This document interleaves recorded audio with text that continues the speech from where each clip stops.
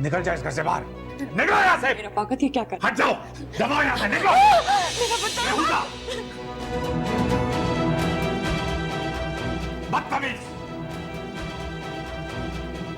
सितमगर ये गुर्बत क्या करें। बैठो।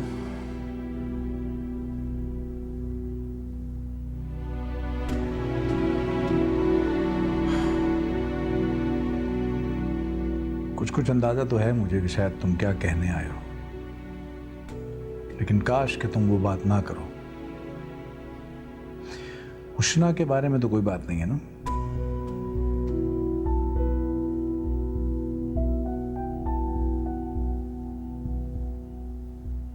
बात तो उष्णा की है।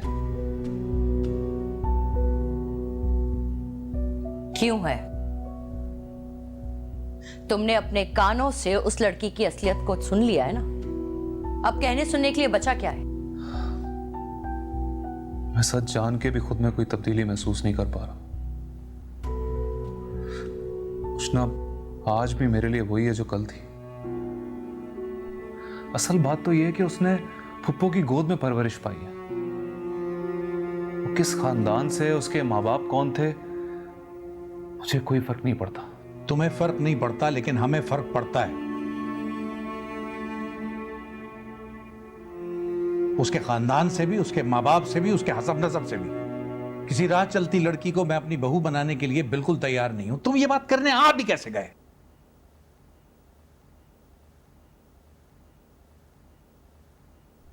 मैं उष्णा को नहीं छोड़ सकता।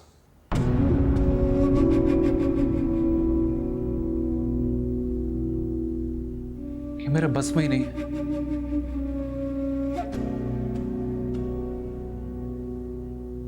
मेरी आप दोनों से सिर्फ एक रिक्वेस्ट है कि आप लोग प्लीज उष्णा को बुरा भला कहना छोड़ दें।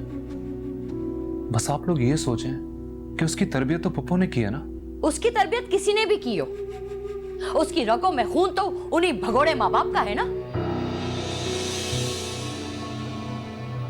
तुम्हारे लिए बेहतर यही है बेटा कि तुम उस लड़की का ख्याल अपने दिल से निकाल दो, वरना मैं ज़ैनब का लिहाज किए बगैर उस लड़की का हाथ पकड़ के इस घर से निकाल दूंगी, जो मेरे घर में अजाब बन गई है। लेकिन मामा, इसमें उष्णा की क्या गलती है? वो ही तो फसाद की जड़ है।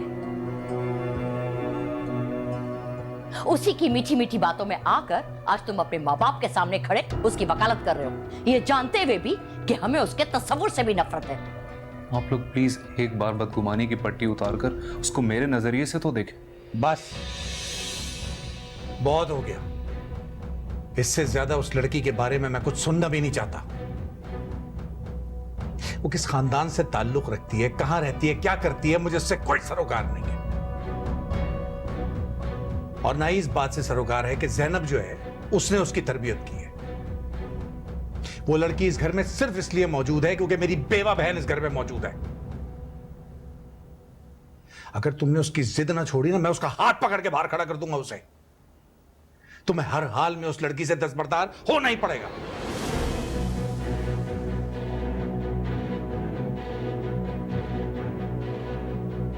तो फिर मेरा भी एक फैसला सुनना है।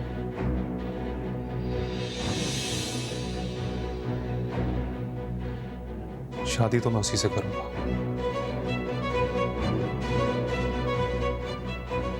आप लोग माने तब भी और ना माने तब भी।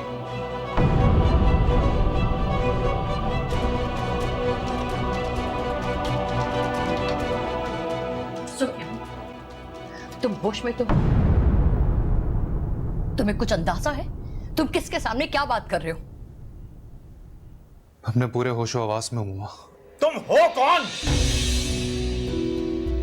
तुम्हारी हैसियत क्या है? तुम्हारे फैसले की हैसियत क्या है मेरे सामने? रफाकत, आराम से, हमारी अपनी औलाद है। कौन सी औलाद? सोने का चम्मच मुंह में लेके पैदा हुई थी ये। अब बड़े होके अगर गंद में मुंह मारेगी तो मैं ऐसे गंद में तो मुंह नहीं मारने दूंगा ना। 1 रुपया नहीं कमाया इसने कभी। अपने बाप के टुकड़ों पे पल रहा है और फैसले कर रहा है अपने बाप के सामने खड़े होके। एक लम्हे को अगर मैं मान भी लूं कि ठीक है तुम उससे शादी कर लो, तो क्या करोगे? कहां रखोगे उसे? क्या खिलाओगे? क्या पहनाओगे? सोचा है कभी? क्योंकि तुम्हारे इस फैसले के बाद इस घर में तुम्हें रहने नहीं दूंगा। यहां से निकाल रहा हूं मैं तुम्हें। ये क्या कह रहे हैं आप?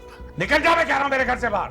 जो फसाद की जड़ है उसे घर से निकालने के बजाय आप मेरे बेटे को घर से निकाल रहे हैं। ये कहां का इंसाफ है? क्योंकि खोट हमारे ही खून में है।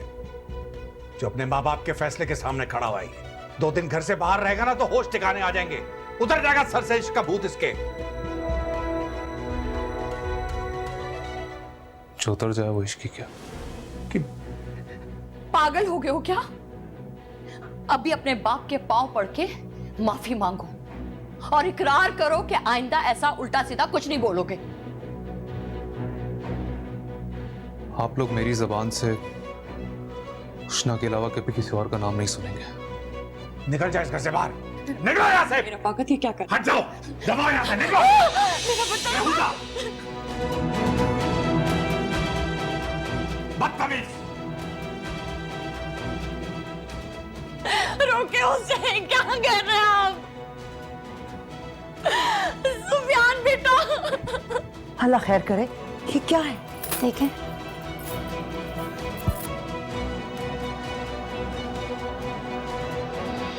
रहमतों और बरकतों के इस महीने में बांटिए खुशियां अपनों के साथ। सहूलत बाजार लाया रमजान स्पेशल डील्स, इफ्तार वाउचर्स और बेशुमार गिफ्ट्स।